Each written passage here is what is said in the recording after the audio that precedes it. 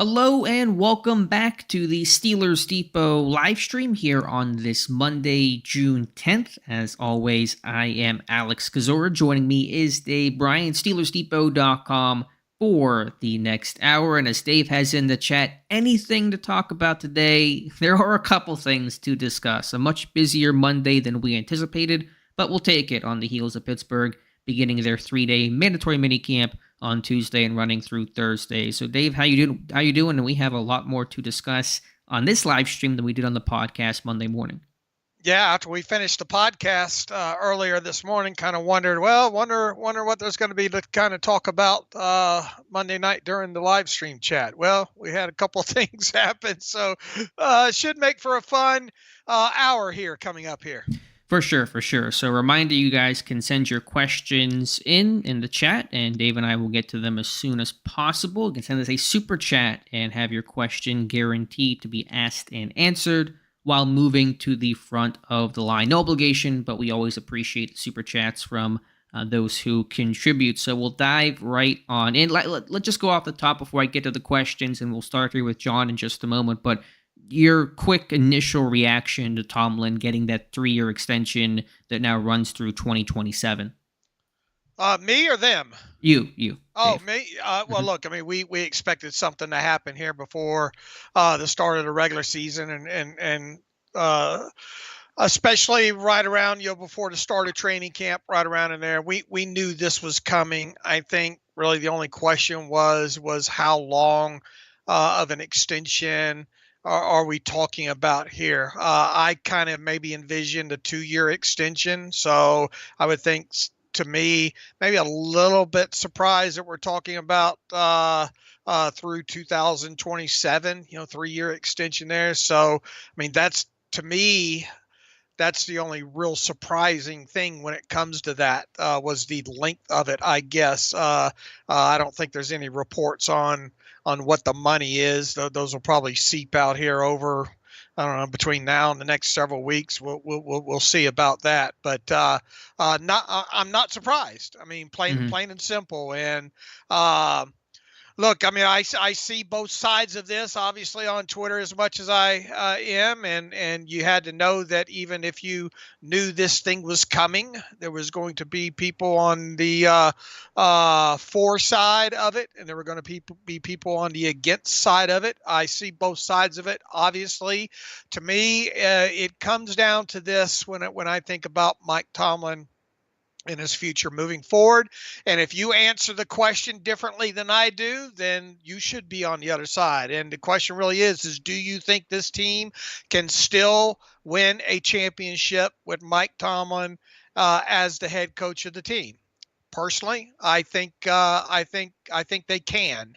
If you are listening to this and you believe otherwise, then you are probably extremely upset about this being a 3-year extension with him. And on the other side of this, it really feels like Mike Tomlin's going to say when Mike Tomlin no longer coaches the Steelers. And I mean, how old is he now? What, 52? I believe. Right. So this will run him through, middle 50s there. Which is still young, relatively speaking. But I think unless something really disastrous happens and this team stacks a couple of under 500 seasons together and fails to win a playoff game the next couple of years, I think he's going to see all 3 extended years of this deal.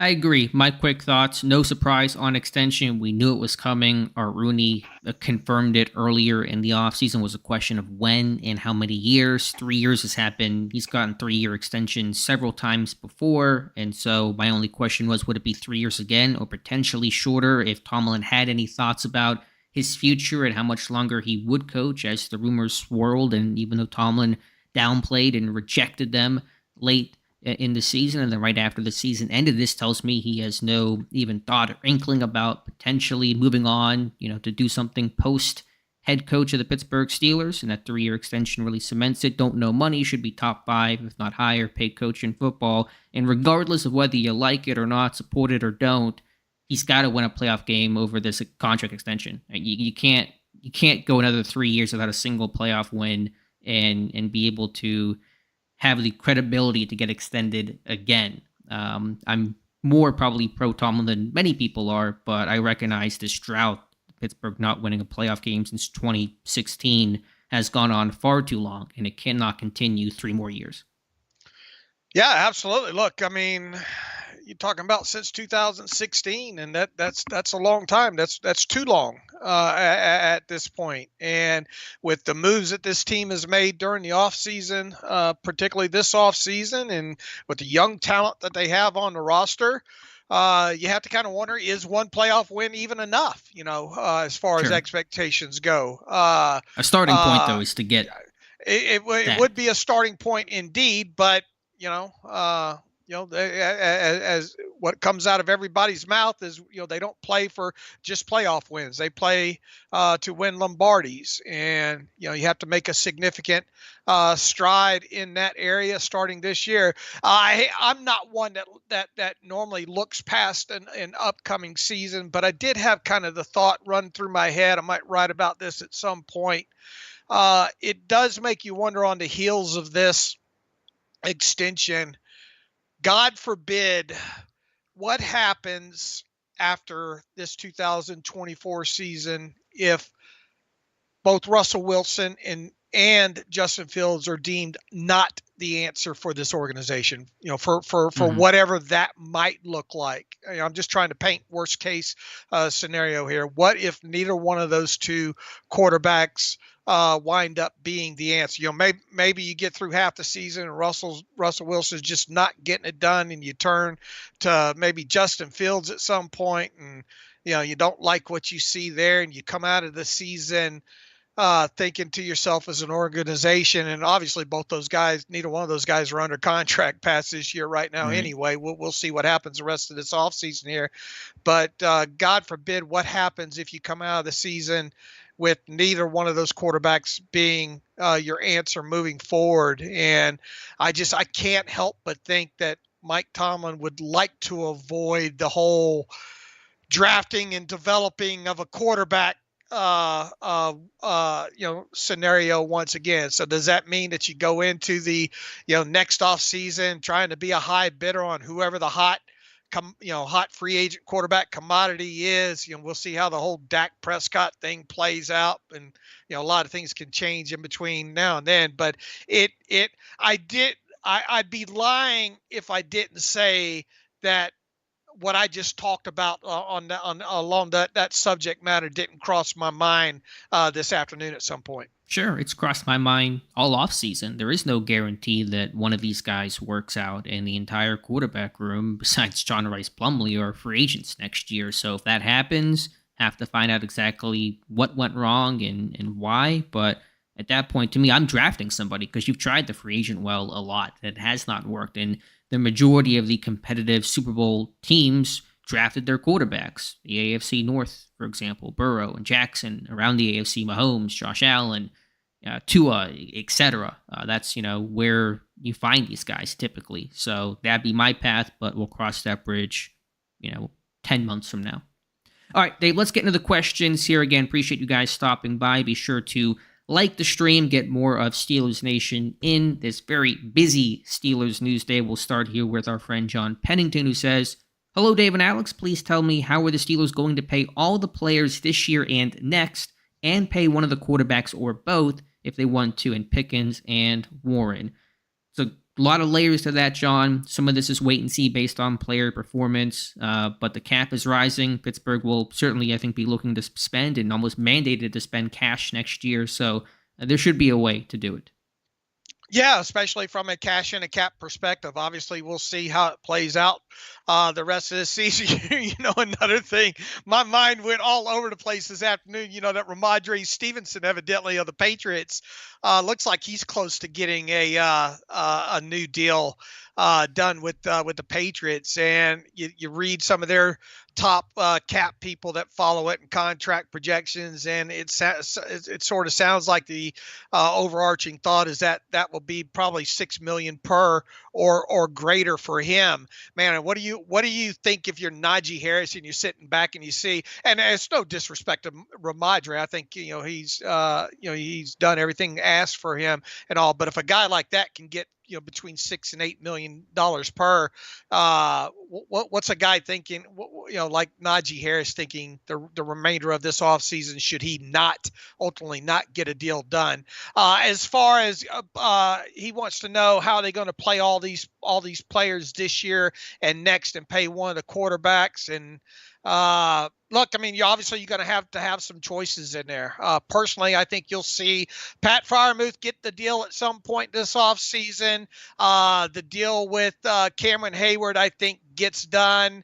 I would be surprised if that's not more modest base salaries in 2025 and 2026. In other words, I think that's something that could obviously be worked around there. I don't think you're going to see Jaylen Warren get a new deal this offseason.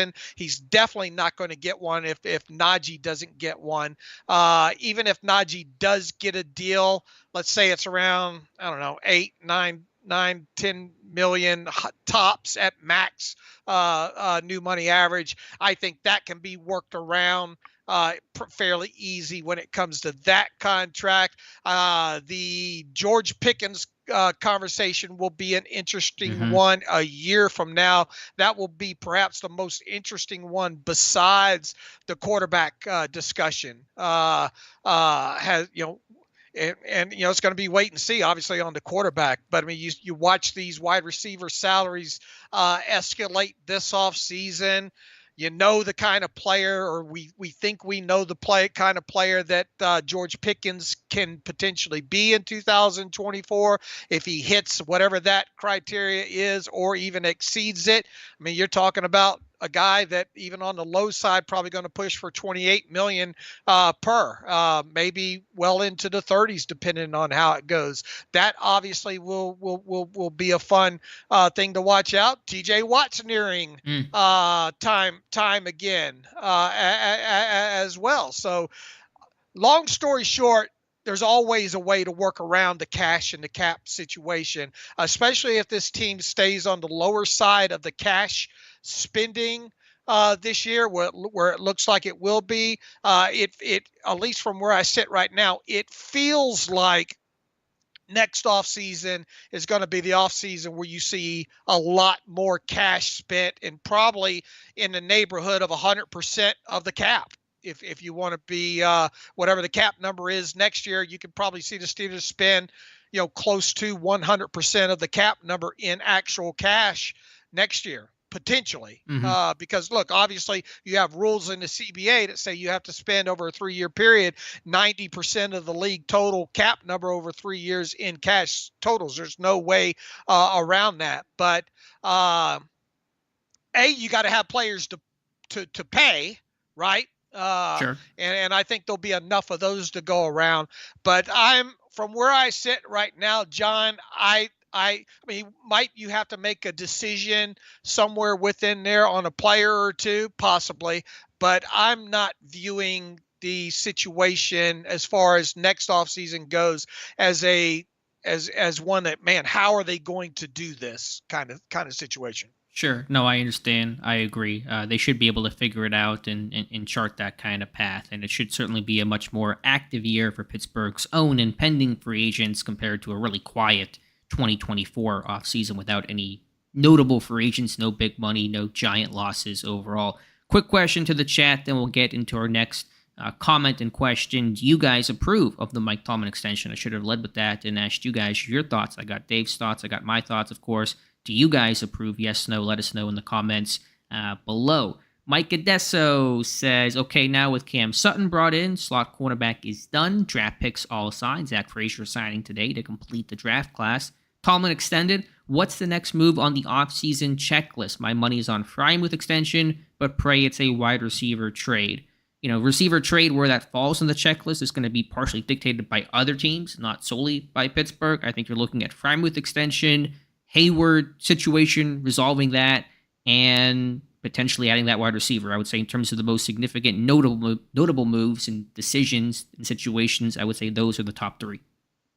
Yeah, I guess it becomes just which one between Freiermuth and Cam Hayward gets done first. I think that's really the only question. I wouldn't be surprised if Fryer. I don't know. Omar Khan's got this short history now trying to get all this kind of stuff done before training camp, right? So, could these things happen all within the same week?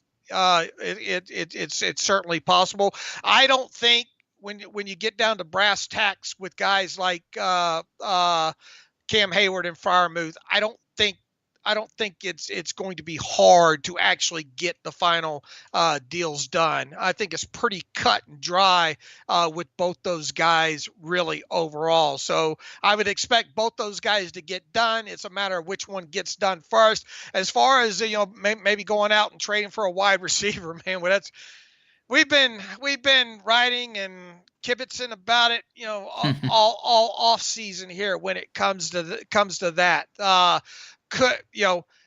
If it happens at all right now, I've become more resigned to the fact that it's not going to be Ayuk. It's not going to be DK Metcalf. It's not going to be Cortland Sutton. I think it might be at least interesting to watch what goes on with the 49ers if they get Ayuk under contract and get him signed. It would be interesting to watch what happens with him, with Deebo Samuel. But even so, you're talking about a big chunk of money that you'd have to trade for the guy. What would the compensation be? And then, you have to work around that contract, and either, you have to keep your fingers crossed he doesn't want a new deal.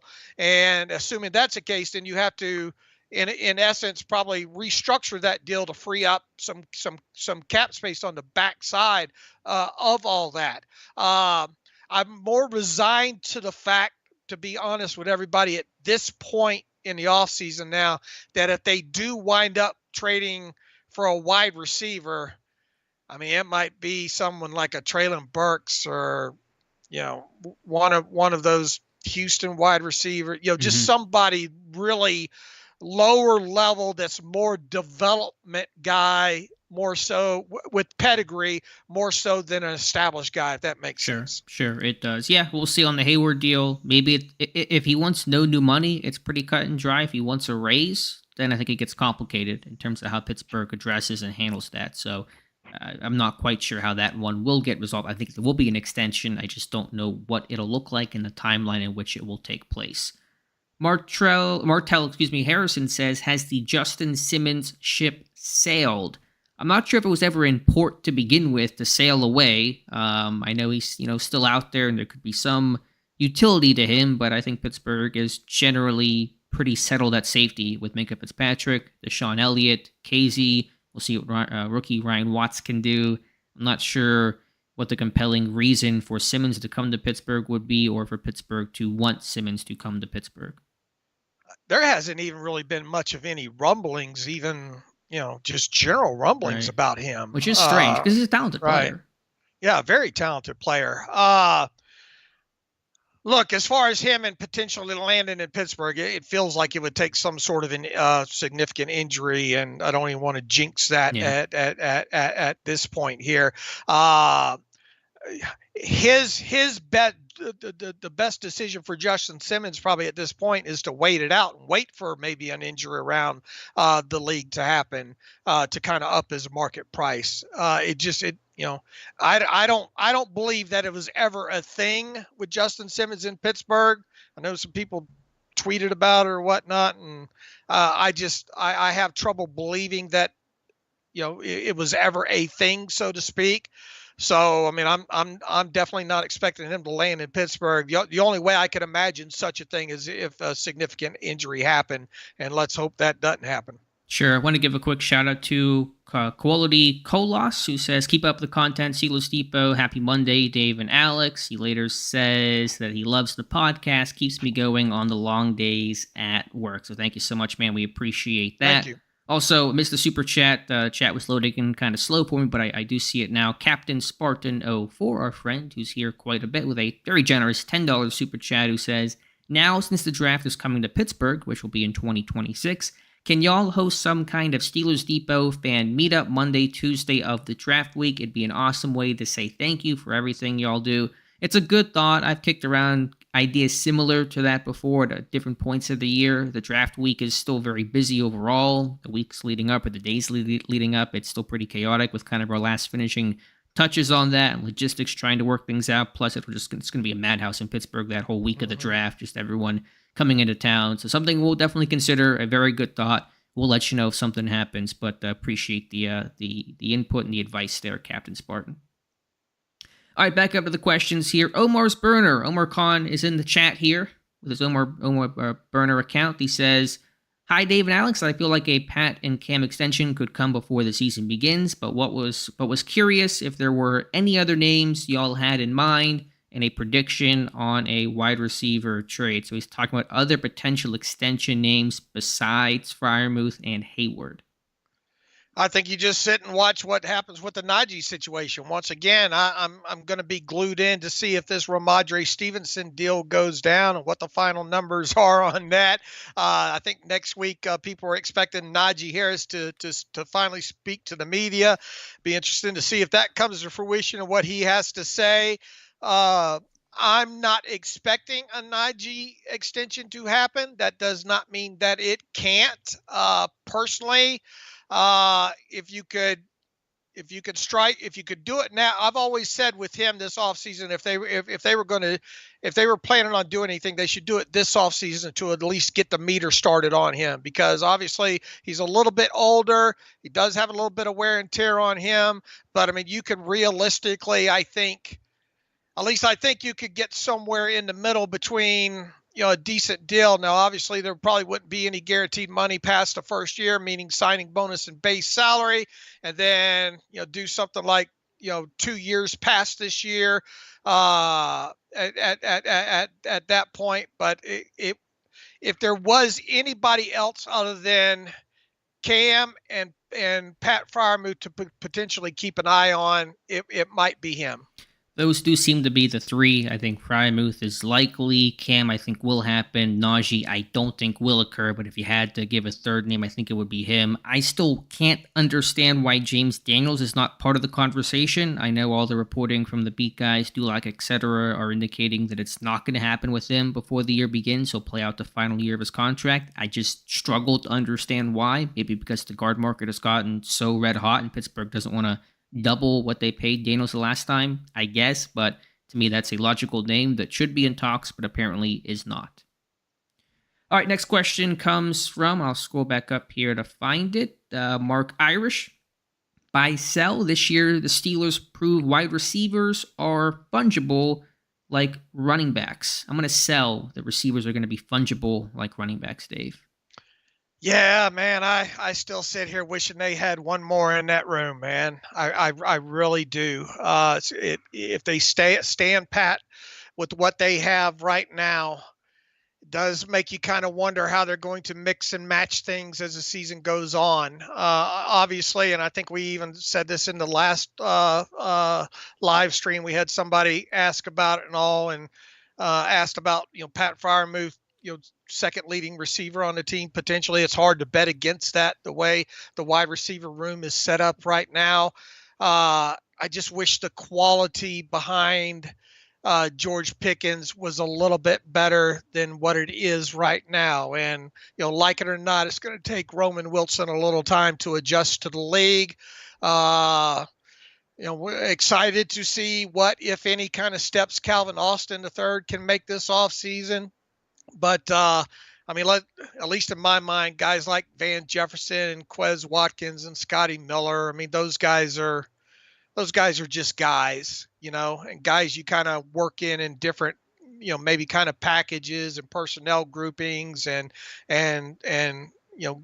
playing to their strengths, so to speak, in there. So it feels like it's George Pickens way on the top of the mountain at this point. And then you do kind of wonder, I mean, is there any other wide receiver on this team that's even going to break the 30 reception mark, you know?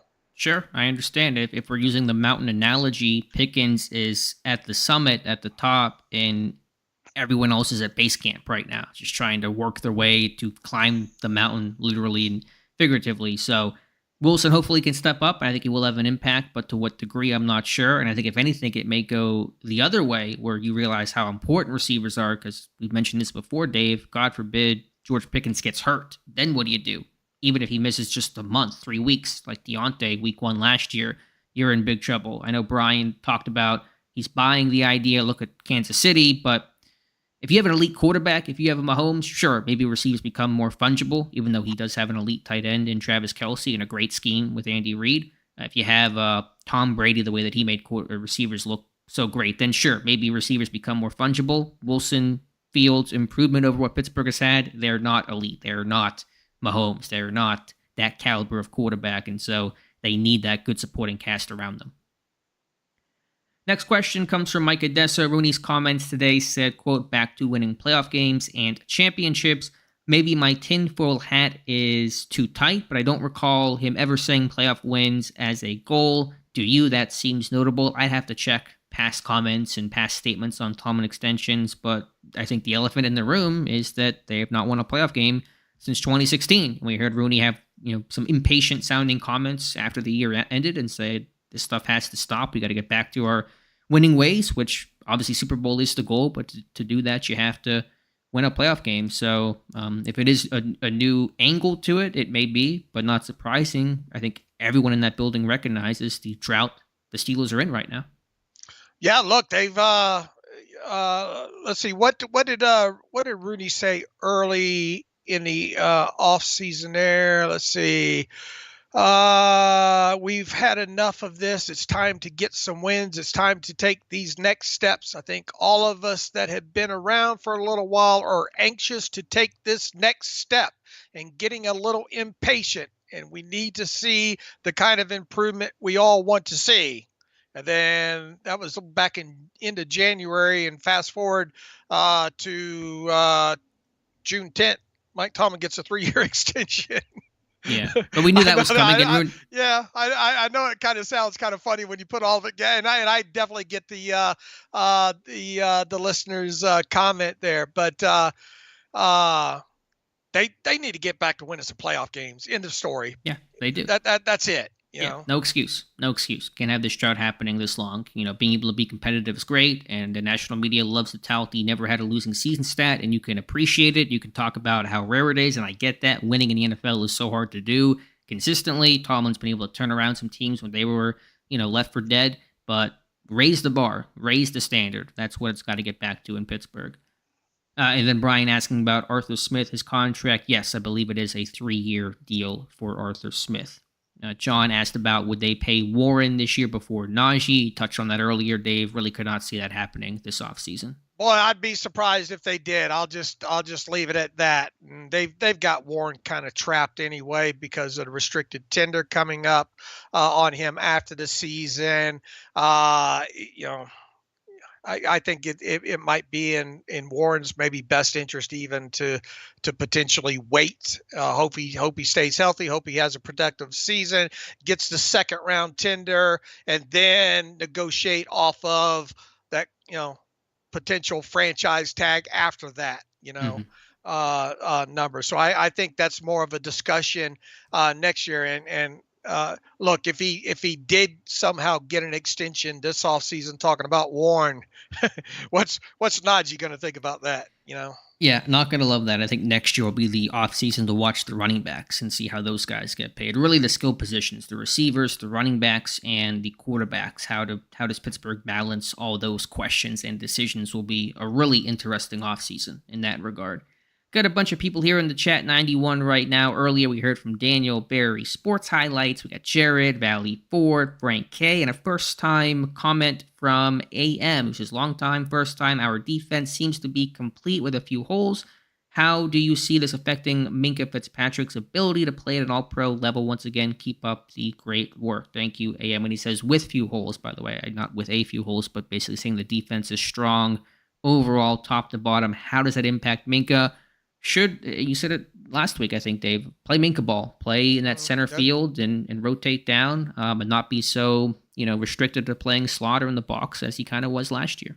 Yeah, let Minkah do what Minkah does best, and Minkah said it best last week. Just get back to playing Minkah ball, and everything else should kind of take care of itself. Give him the ability to roll down and play some robber within that kind of stuff. And like it or not, he's better the further away from the line of scrimmage when it comes to making plays goes. So I think if you're able to keep everybody healthy, and if you can solve this slot position, and if Joey Porter takes that next step and is kind of your shut down guy that can travel to both sides there, and the most important fact is that really impacted Minkah last year was what he was injured and missed a large selection of games. So him staying healthy on the field should help as well too. So I'm expecting a nice rebound. I mean, we could be talking about a 6 turnover guy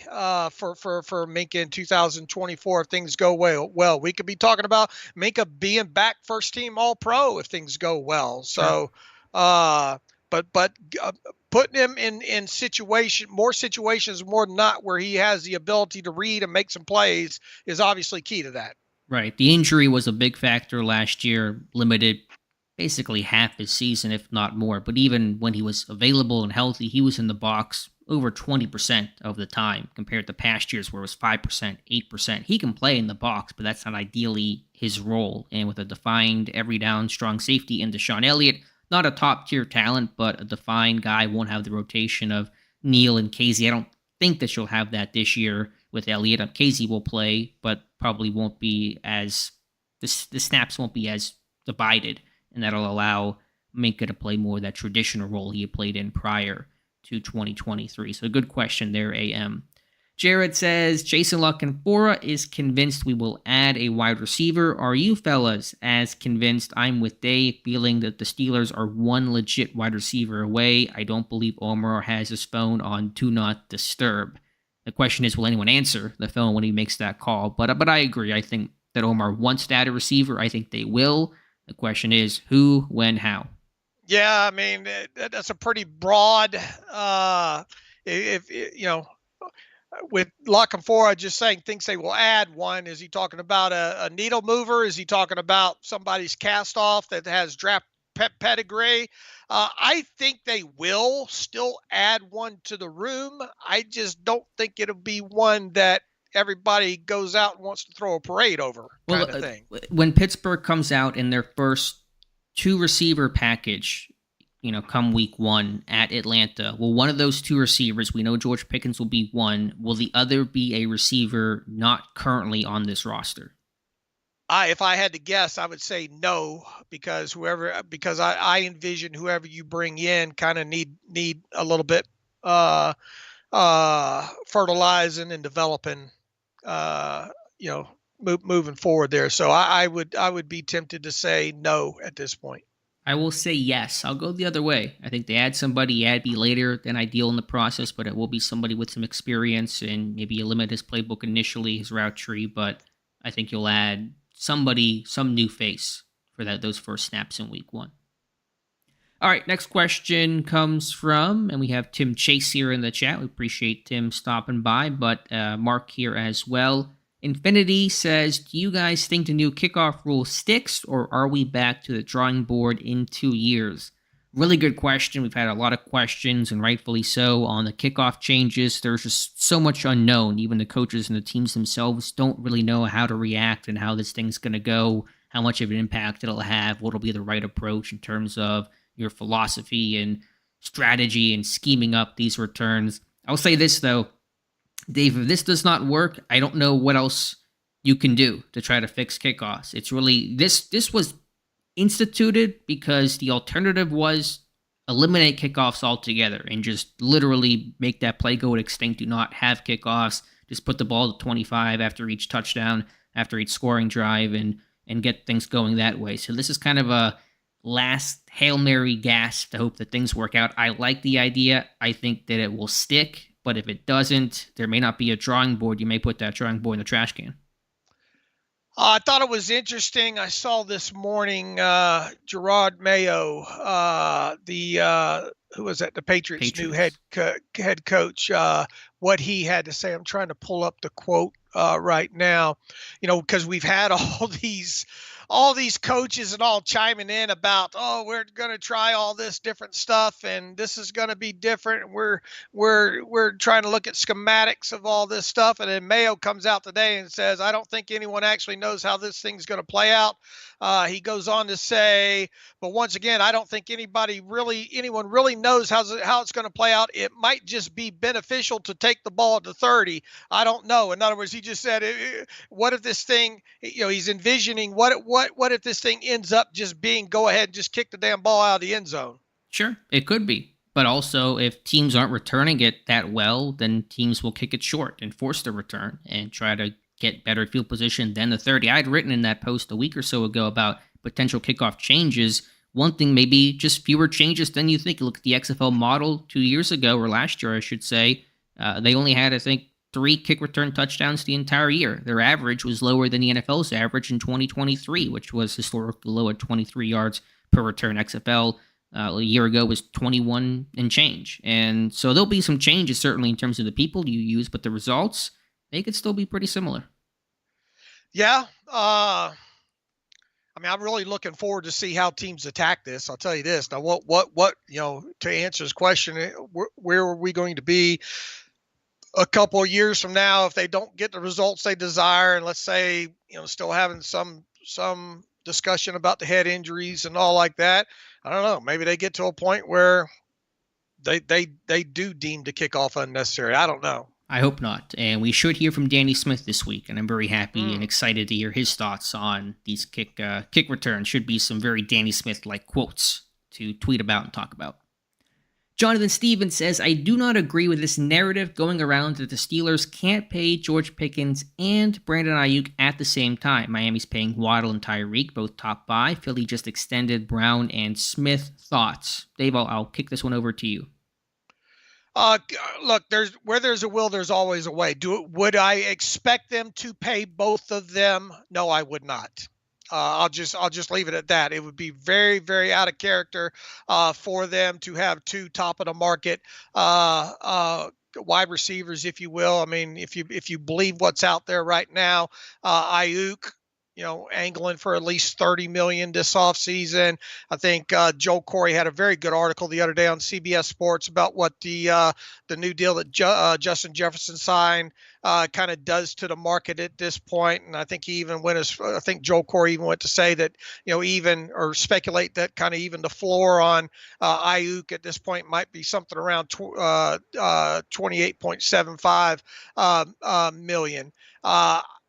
Look, you could work around it. Obviously, you'd have obviously a big cash expenditure this year on Ayuk, and then you would turn around and have another big cash expenditure next offseason if you signed George Pickens to a similar, if not better, contract. And then how would you work around the cap situation with those 2 guys moving forward? You probably have to restructure one and then restructure the other. It becomes real messy, if you will, especially at skill positions where you don't generally see the Steelers not only have top of the market guys, but to have 2 top of the market guys on one team. Once again, you can do it. I just don't envision this team going down that path with 2 of them. I get that, but if they trade for Ayuk, doesn't the whole they don't do these types of things go out the window? I mean, if they make that kind of big-time move, then doesn't everything else become on the table? Well, like I've said all along here, the story wouldn't actually be them trading for Ayuk, in my opinion. That's not the story. The story would be them turning around and making Ayuk the highest paid player on their team. Sure. But if you trade for Ayuk, aren't you essentially, you almost have to do that. They're right, part and parcel. Right. So that would, in my opinion, be Yeah. the story, not the actual deal in and of itself there. Uh, that's why I've long kind of given up the hope that it will be Ayuk, to be quite honest with you. Okay. Now, if you want to say, okay, well, they broke that precedent. If they went that down that road and did it, well, that's one precedent that they broke. Why not, break more? Sure. Once again, there's nothing that said, there's no rule that says they can't do it. It's just, man, you're already talking about. I mean, it would that that would be a huge story on top of a huge story, in my opinion. And obviously, we don't have a long track record overall with Omar Khan. Not only would I be surprised if they went out and did this with Ayuk and turned around and made him the highest paid player on their roster, but then to turn around and then back it up with another. I mean, let's face it, it'd be another top 10 wide receiver, top 5 probably contract for George Pickens. That really would be monumental when it comes to the Steelers. It is present day hard to imagine, but if they were to make that radical move for Ayuk, then the floodgates are open potentially, and it would be a good situation to be in for your receivers to do well. These guys succeed, pay your quarterback. I think you're right. Financially, you could make it work. It's a matter of, do you want to, and we'll just have to cross those bridges when we come to it. Couple of comments. Jonathan says, very happy to extend Tomlin. I trust all the people who actually work with him, that he is a great leader. Need good coordinators, though. And Brian Jonker says, in his opinion, Joey Porter Jr. cannot keep up 1v1 with the very top receivers in the NFL like Jamar Chase.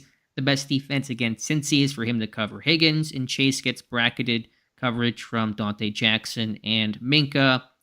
I'm more optimistic on Porter than I think you are, Brian. Still a young guy, and I think we'll take a second-year jump this year.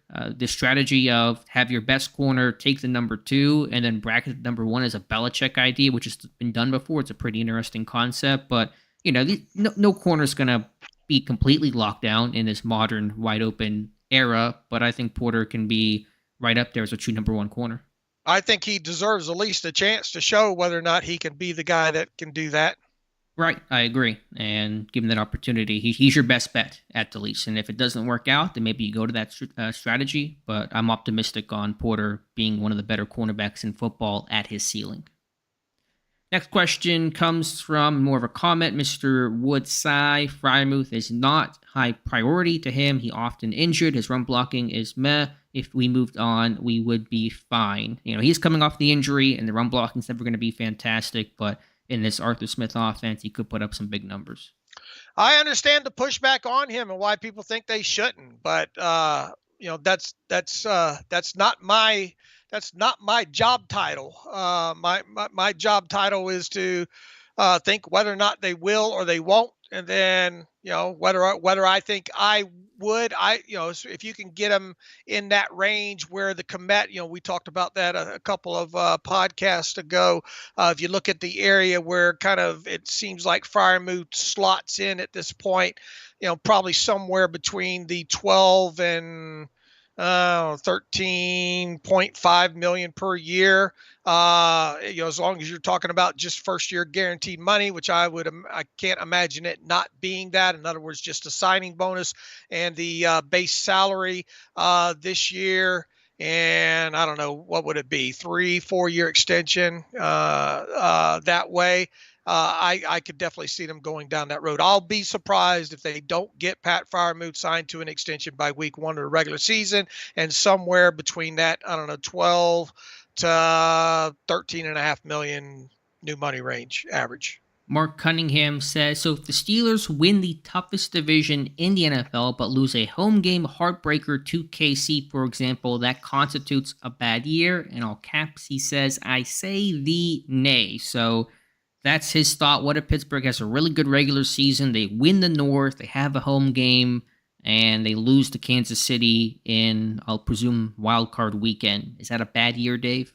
Repeat how that goes again. Pittsburgh wins the AFC North. They have a home game. Kansas City comes to town, and the Chiefs beat Pittsburgh in the first round. Is that a bad year for the Steelers or a good year for the Steelers? Oh man, you got to have a play. I mean, you got to get some playoff wins. Period. Yeah, I mean, I don't care. I don't care who it's against or not against. Sure. I mean, you can, you don't have to put it into good year, bad year, but your goal is to win a playoff game. If you don't do that, regardless of circumstance, then you're still in that drought and you're still having that angst, and that weight only increases. And yeah, it's KC. Yeah, they're tough, but your excuse can't be, oh man, the Chiefs are really good, because the Chiefs aren't going anywhere. Mahomes is not going anywhere. That can't be the barrier. Otherwise, you're just kind of throwing up the white flag. So I understand your point there. If everything goes well, comes into the playoffs, it's one game, never know what could happen. Close game in this scenario. But bottom line is, the results have to be the results. Playoff wins are the mission, the goal, the mandate for this team. All right, a couple more questions here. About 15 minutes left, so be sure to get your questions in. And we just broke the 100 group in the chat barrier, so appreciate you guys stopping by on this Monday in June. Andrew Valat says, Tomlin wouldn't have signed the extension not knowing Wilson or Fields will be here with him. Which one are you betting on? I reject the premise. I think Tomlin's signing that extension to not be a lame duck coach, and there's no guarantees about the quarterbacks coming with him for next year. The goal is for one of those guys too, but I don't think there was anything explicitly said that guaranteed those guys to be with Tomlin in 2025. I'll bet on Wilson right now as the presumed and almost certainly starter week one, but you go into this year and just see what happens. Yeah, I'm with just whatever you just however you just recap there. Though I don't believe that it's tied to him knowing that one of those two is going to get a contract extension, say in the next 6 weeks. Yeah. JW says, I forget who it was, but they said something like, sometimes I get so mad at coach because it's like, man, you could be doing so much more. Okay, I don't know if that was that, he's saying somebody said it about Tomlin, or Tomlin said that about somebody else. I think on the pivot, he made some comments about coaching and how his focus is to maximize these guys and not to look for excuses. But that's the comment from JW. Kevin says, I think the odds of Steelers trade for wide receiver 2 are little to none. How does that affect your views in terms of wins over the season if no trade is done? Want to see this offense to get together. There's such a new look to it with the new coordinator, new quarterbacks, new pieces, new offensive linemen, but it certainly will feel like a missing puzzle piece in holding this offense back to some degree without that receiver 2. Could this offense still function and work? Sure, it's centered around the run game, the quarterback play, but you're going to just feel like you're just literally missing one piece. That's the way I've felt for several weeks now. It feels like they're one short in that wide receiver room. Can they still win games? Yes, they can, but I think everybody needs to stay healthy. Obviously, the run game is going to have to be top tier. You're going to have strong quarterback play, at least quarterback play that does not get you killed with all the taking of the sacks and the negative plays, with the fumbles and the interceptions and stuff like that. Obviously going to have to be a lot better in the red zone, which I think they will be regardless of who's in there. But you're still going to have some volume of explosive plays with this offense. And I worry with what being potentially one receiver short, if that might end up being kind of one of the main Achilles heels of this offense is the explosive plays.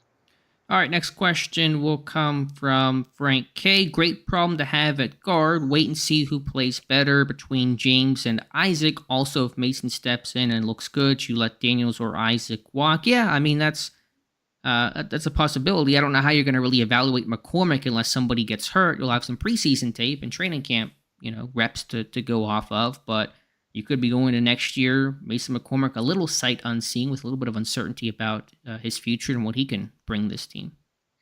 Yeah, look, I mean, you would expect at least, from the draft capital that you spent on McCormick, that he's going to make this roster and he's going to be a backup for this team right out of the chute. So obviously, barring injury, he's probably not going to see any or much playing time in 2024.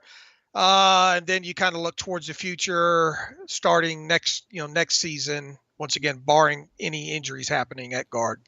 Mike Adesso speaking, only wide receivers. Who is this team's best route runner now? Who do you think that will be the move the chains guy on third down, minus Pat Frymuth? Really going to miss Deontay, I think. Who is the best route runner of the wide receivers right now, Dave? I mean, really, it's probably George Pickens, and he could. I thought he made some strides in his route running last season. I think this is a season to see him take the next step in that area. There, I mean, you don't have really, you don't have a large, much of a group to really talk about, right? So I think almost George Pickens has to win that by default, but it's not to say that his route running can't uh, it needs to take that next step, whatever that next step looks like. And, hopefully you see more slants on him and more intermediate stuff with him, an opportunity to maybe see more digs out of him, those kind of things. But I think he does a good job, obviously, on the outside, being able to separate and get deep on guys and beat them over the top. It's just more of the, and I think he does a good job, obviously, on some of the comebacks and stuff like that. But I think we need to see the other aspects of the routes that he runs improve, and there's no reason to think that they won't. Sure, there was improvement year 1 to year 2, and that should continue year 2 to year number 3. I'm tempted to say Roman Wilson, but you want to see him work off a press more and probably have to deal with some more NFL-type looks and coverages than more of the free reign that he got at Michigan. Scotty Miller can run some routes. He's a fun guy to watch. I don't know if he'll even be on this team come week 1, but he's a pretty strong route runner.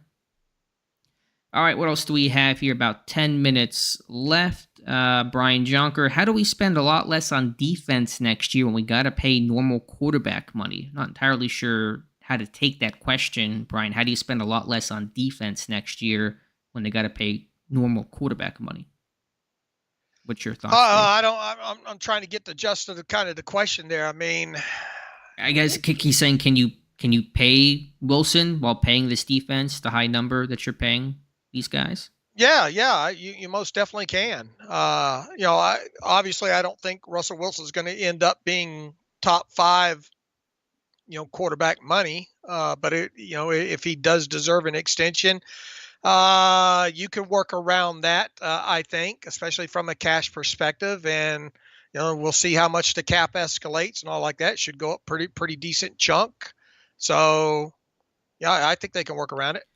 And we'll see, some of those defensive guys that are getting older may not be on the team. Dante Jackson may not be a Steeler next year. Larry Ogunjobi, I have an article on Ogunjobi in the morning. He's got a $3 million roster bonus due next March. If he doesn't play well in 2024, it's hard to see him being a Steeler in 2025. So there's some other guys, some older guys that could become, free agents by next year.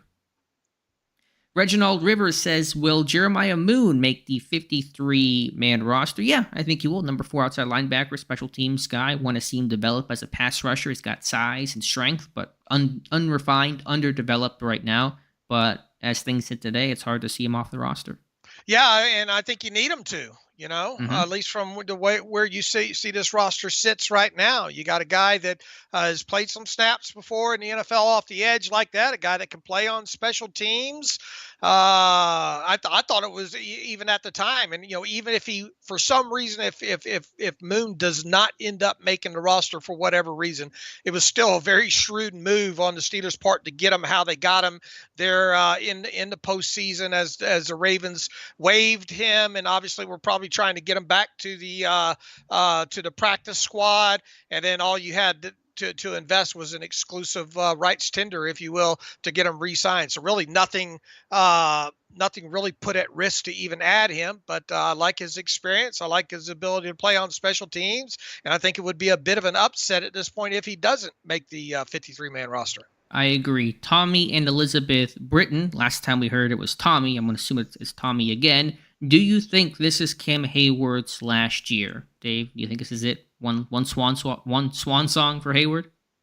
No, I don't think this is it for him, barring just completely falling off the cliff and have another, injury-prone season or whatnot. I think you're going to see him sign an extension this offseason, and I think the goal for both sides, at the very least, if they get that done, is for him to play 2024 and 2025 at a minimum. Obviously, with the goal, probably this extension winds up being 2 years on top of 2024, meaning running through 2026. So obviously, the goal would be for him to play 3 seasons in total. But nothing would lead me to believe, especially if they get the extension done, that 2024 will be it for him.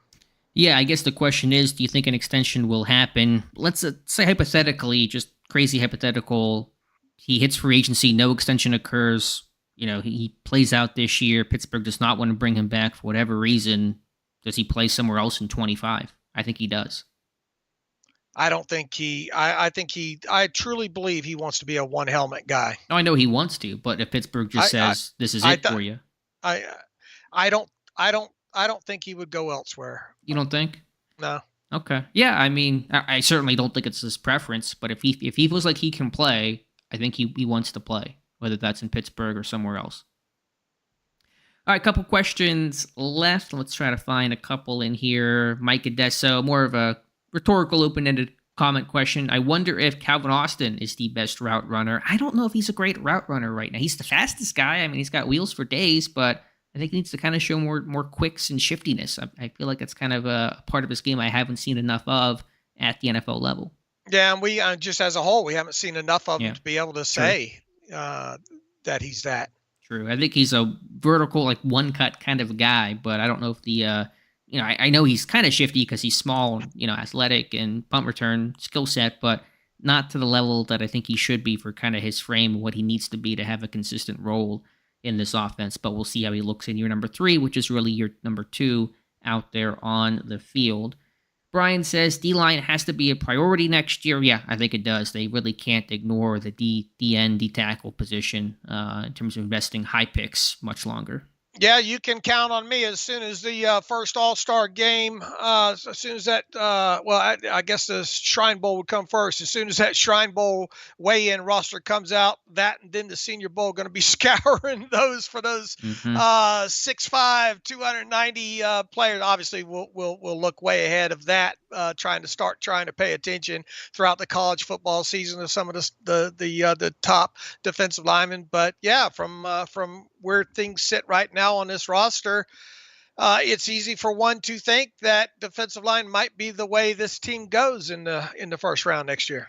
Yeah, and it's so far to project out, and so much can will change, but biggest needs next year, as the roster sits currently, we'll have to just wait and see on quarterback, but corner, receiver, D-line, maybe running back as well. We'll have to see what happens with the running back situation right now. And do you have an idea of what would be that biggest need, Dave? Would you put D-line number 1, or would you put potentially corner, receiver, something else? I mean, from where I sit right now, it's defensive line. I mean, obviously you can make a point. I mean, if you don't get a second corner to come out of guys like Rush or Trice or, whatever else mud you throw up against the wall this offseason there, then yeah, I mean, you could definitely go into this draft with that being, or 2025 draft with that being way up there in position of need. All right, a couple more questions. Just a few minutes left. I want to thank you guys for being here today. Let's see if I can find one. Let's see. Tommy, thank you for the question. Mike Adesso, are we comfortable with Herbig and Moon as the main backups at outside linebacker? That still worries me. I know we've had these discussions, some Mike, and questions about Herbig's frame and size. I'm relatively comfortable at outside linebacker to the point that I'm not really, if I was Omar Khan, not searching for another addition to that room. If they want to bring back a Golden or some other type of guy, fine. But I'm confident in Herbig. I like what Moon can do as number 4. I'm good with that room right now. I am good with that room as well, too, especially coming off a couple of those back-to-back years where we're wondering, well, when are they going to address the room? I think it's in good shape right now. And even Kyron Johnson. Don't want to forget about Kyron Johnson. Really undersized, but he got a cup of coffee last year, played in special teams, so I want to mention him as well. I think that's basically it. Do we have anything else? I think that's basically all of our questions here. So we'll wrap up the stream. Appreciate you guys being here. There'll be an archive version of this on Steelers Depot in just a little bit. Dave, Bryan, as always, thank you for being here with us tonight. Yeah, thanks for navigating all the questions and good chat tonight.